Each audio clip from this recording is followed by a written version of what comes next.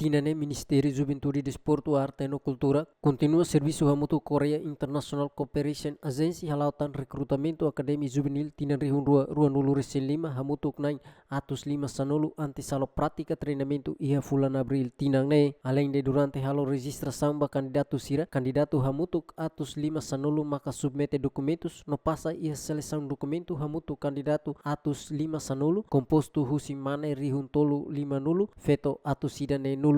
Agora, cooperação, o Itanema, que parte da responsabilidade deve halo, por exemplo, o PMC ita equipa RASIC, não vou se parte MZDAC, a mim equipa o MZDAC, mas halo serviço diretamente ao parte PMC, neve a mim da chefe departamento nerua neba, o staff nain hat neba, hamutuk nain, acompanha o processo de toma nebe agora PMC, hamutuk MZDAC halo serviço.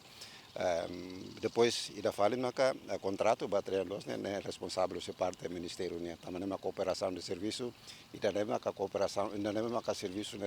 essa se parte PMC no coi kasir halo pois ida nem parte governo halo também na cooperação instituição rural né halo dia teve só informação na kata